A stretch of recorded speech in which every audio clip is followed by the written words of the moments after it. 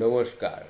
আমি কথামৃতের অমৃত কথার সপ্তম খণ্ড থেকে ষষ্ঠ পরিচ্ছেদের একটি অংশ আপনাদের সামনে তুলে ধরার চেষ্টা করছি। একটু শুনুন, মন দিয়ে শুনবেন, কিন্তু খুব ভালো লাগবে।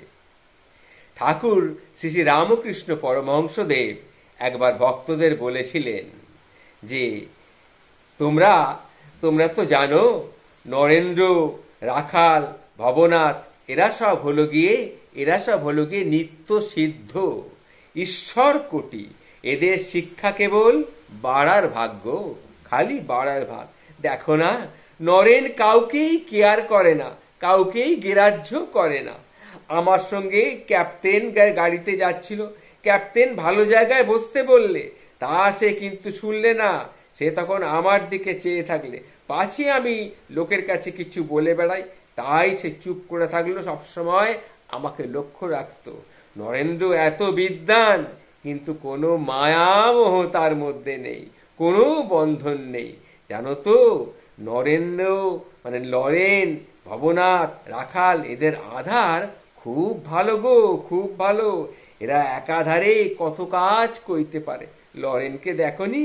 লরেন গান গাইতে পারে, বাজনা বাজাতে পারে, আবার লাঠিও খেলতে পারে, কত কাজ করতে পারে বলো দেখিনি। সে বলেছে বিয়ে করব না। নরেন্দ্র, ভবনাথ দুজনে কিন্তু ভারী মিল, যেন স্ত্রী আর পুরুষ। নরেন এখানে বেশি আসে না, তবে সে ভালো। আর সে এলে, সে বেশি না আসাই ভালো গো, সে বেশি না আসাই ভালো। সে এলে আমি আবার কিরকম যেন মনের মধ্যে আমার দুপুক পড়তে, কখন কি বলে ফেলি, তাই ভয়ও লাগে লরেনকে কিছু বলতে। তাই আমি কিছু বলি না। এরপরে আবার যেদিন ও আসবে, তখন আবার মনের মধ্যে খুব আনন্দ হয় লরেন এলে, ভবনাথকে দেখলে, মাস্টারকে দেখলে, কিংবা রাখালকে দেখলে। কিন্তু আবার মনের মধ্যে ভয়ও লাগে, ওদেরকে কিছু উল্টো পাল্টা যদি বলে ফেলি, ওরা তখন আমাকে চেপে ধরবে, আমি কিছু ঠিক মতো উত্তর দিতে না পারলে। তাই আমি চুপচাপ থাকি গো, তাই ওদের সামনে আমি চুপচাপ থাকি। ব্রাহ্ম সমাজের কেউ এলে আমার অতটা অসুবিধা হয়নি, তাদেরকে বললে তারা শোনে, তারা চিন্তা করে। কিন্তু এরা আমার কথা শুনলেই তার পরিপ্রেক্ষিতে কিছু বলবেই, এই ভয় হয় পাছে সত্যের আঁট হয়ে যায়। আমার এই অবস্থার পর মাকে ফুল হাতে করে বলেছিল, মা এই নাও তোমার জ্ঞান, এই নাও তোমার অজ্ঞান, এই নাও আমার শুভ শুদ্ধা ভক্তি, আমাকে শুদ্ধা ভক্তি করে দাও মা, আমাকে শুদ্ধা ভক্তি করে দাও। এই নাও তোমার সূচি, এই নাও তোমার অসুচি, আমাকে শুদ্ধা ভক্তি করে দাও মা, আমাকে শুদ্ধা ভক্তি করে দাও।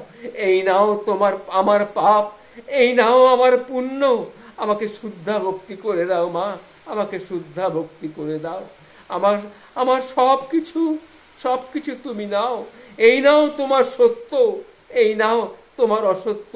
মাকে আমি সব দিতে পারলুম, কিন্তু সত্য আমি মাকে কিছুতেই দিতে পারলুম নি গো, সত্য আমি কিছুতেই মাকে দিতে পারলুম নি। ঠাকুর এই কথাগুলি বলতে বলতেই অচৈতন্য হয়ে পড়লেন, সমাধিস্থ হয়ে পড়লেন। তার চোখ দুটি বুজে এলো, তিনি চুপ করে বসে রইলেন। ঠাকুরের এইরকমই ভাবান্তর হয়, মাঝে মাঝেই হতো। এই কথাগুলি আপনাদের সামনে আমি তুলে ধরলাম। পরমহংসদেব তখন ভাবে নিমগ্ন, স্পন্দনহীন, দৃষ্টিশক্তি অবাক চিত্তপুত্তলিকার মতো তিনি বসে রয়েছেন।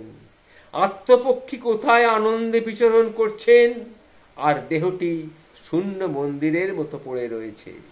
সমাধির অব্যবহিত পরেই যখন ঠাকুর আবার চক্ষু মেলে তাকালেন, দেখলেন সভাস্থ সকলেই তার দিকে তাকিয়ে আছে জোড়হাত করে, আর ব্রহ্ম বলে হঠাৎ তাদেরকে দেখে ঠাকুর দণ্ডমান হয়ে পড়লেন।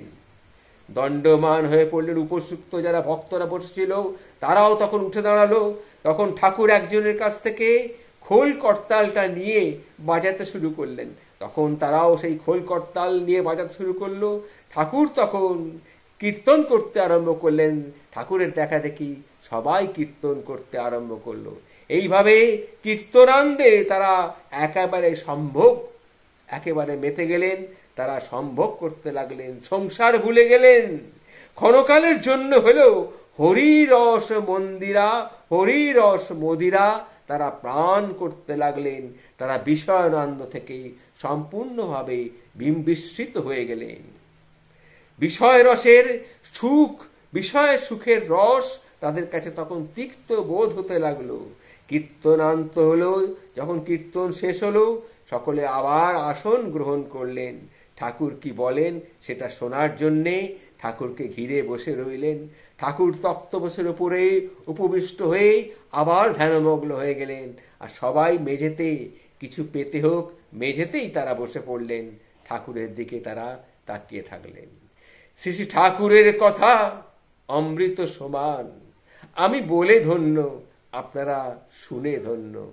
সবাই মিলে জয়ধ্বনি করে বলুন, জয় শ্রী শ্রী ভগবান শ্রীরামকৃষ্ণ, জয় শ্রী শ্রী ভগবান শ্রীরামকৃষ্ণ, জয় শ্রী শ্রী ভগবান শ্রীরামকৃষ্ণ, জয় রামকৃষ্ণ, জয় রামকৃষ্ণ, জয় রামকৃষ্ণ।